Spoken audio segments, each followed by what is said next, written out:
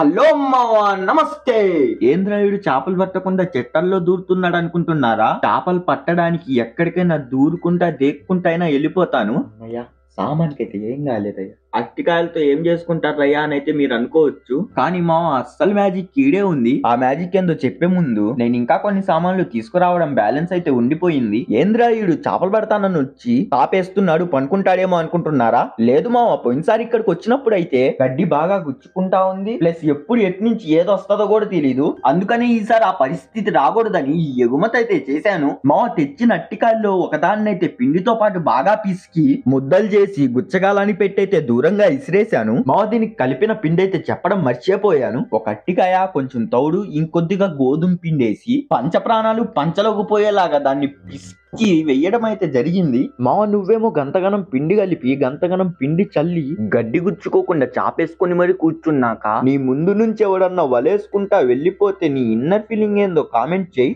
మావ మనకు మొత్తానికి ఒక సిగ్గులేని చేప అయితే పడింది. మావ నేను ఇక్కడికి వచ్చింది ఈ చేపల కోసం అయితే కాదు, ఈ చేపల కోసం. మావ దీన్నైతే మా సైడ్ మొయ్యి చేపనైతే అంటారు, దీన్ని ఇంగ్లీష్ లో అయితే ముల్లెట్ ఫిష్ అని అయితే అంటారు. కానీ మా దీని పేరు ఏదైనా గానీ కూర మాత్రం కమ్మగా ఉంటది. ఈ చేపలైతే జమ్మలక్కడి జారి మిఠాయి లాగా జారిపోతా ఉంటాయి, అందుకని పడగానే పిండిలో ఎత్తి నూకాను. మీరైతే చేపలు పట్టేటప్పుడు ఒక క్లాత్ అయితే మెయింటైన్ చేయండి, ఇట్స్ మై సజెషన్. బాగుంటది భయ్య. మా ఫస్ట్ ఏమో చేపలు పడే టయానికి ఒక తపాలంగాడైతే వచ్చి వలేశాడు, కానీ మళ్ళీ ఇప్పుడేమో చేపలు పడే టయానికి కాలం నన్ను కాటేస్తుంది. ఇప్పుడు దాకా నల్లగా పారుతున్న నీళ్లు ఎర్రబడిపోయాయి, నీళ్లలో ఉన్న చేపలేమో నువ్వు నన్నేం చేయలేవురా అని చెప్పి విర్రవీగుతున్నాయి. ఒసే అరుంధతి, ఆ చేపలన్నిటిని తెచ్చి నా కాళ్ళ ముందు పెట్టి నాకు సలాం కొట్టిపో, నిన్ను నీ చేపల్ని వదిలేస్తా, నువ్వు నన్నేం చేయలేవురా అని చెప్పి ఒక గాలి వచ్చింది మావా. ఇంకా ఆ గాలి దెబ్బకి నా గుడారాలన్నీ లేచిపోయాయి మావ. ఇంకా నేను కూడా లేచి తొందరగా చాప మొత్తం సర్దేశాను మా. ఒక్కసారిగా అంతా నల్లబడిపోయింది, ఇది చూసి మా ఓడి కూర్చోబడిపోయింది మా. ఒక్కసారి ఇక్కడ గాలి ఎంత కొడుతుందో మీరు కూడా ఒకసారి వినండి.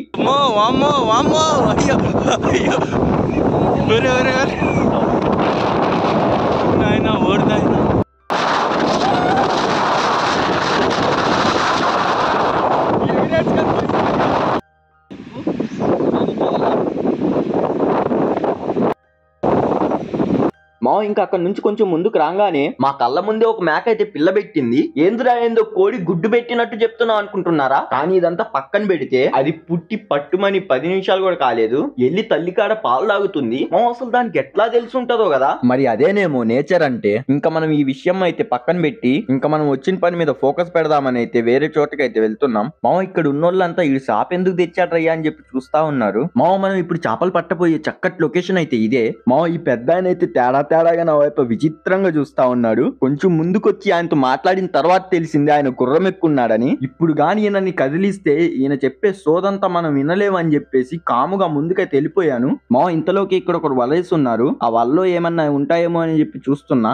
ఇంతలోకే మనోడు నన్ను స్నానం చేయరా అని చెప్పి లోపలికి నెట్టబోయాడు. అప్పుడే నాకు వల్లో ఏదో కనపడింది. ఏంద్రయ్యా ఇదని కథక్కని తీసి బయటేస్తే ఈ వల్ల ఒక డేంజర్ చేప అయితే పడింది. దీని పేరైతే నాకు తెలీదు, మీకు తెలిస్తే కామెంట్ చేయండి. మామూలుగా చేపల్లో 2 రకాలు, ఒకటేమో వెజిటేరియన్, ఒకటేమో నాన్ వెజిటేరియన్. ఈ చేప మాత్రం ఖచ్చితంగా నాన్ వెజిటేరియనే.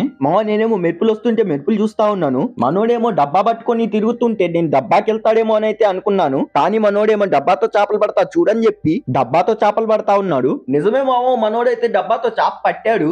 డబ్బాతో ఎట్లా చేపలు పట్టాలో ఒక షార్ట్ వీడియో అయితే చేశాను, దాని లింక్ డిస్క్రిప్షన్ లో పెడతా చూడండి. చేపలైతే పర్లేదు, మంచి సైజు అయితే పడుతున్నాయి. నేనేమో వీటి కోసం రాడ్లు, గేలాలు, పిండి గిండి, చాప బూప మొత్తం తెచ్చేసాను. కానీ ఏమో చీప్ గా ఈ తాయి పడేసిన నీళ్ల డబ్బాకు పడుతున్నాయి.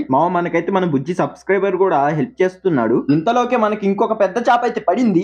ఏ మాటగా ఆ మాట, ఈ డబ్బాతో చేపలు పడుతుంటే ఏం ఫీల్ ఉన్నది మావ. ఇక్కడ ఏసుడు తీసుడే.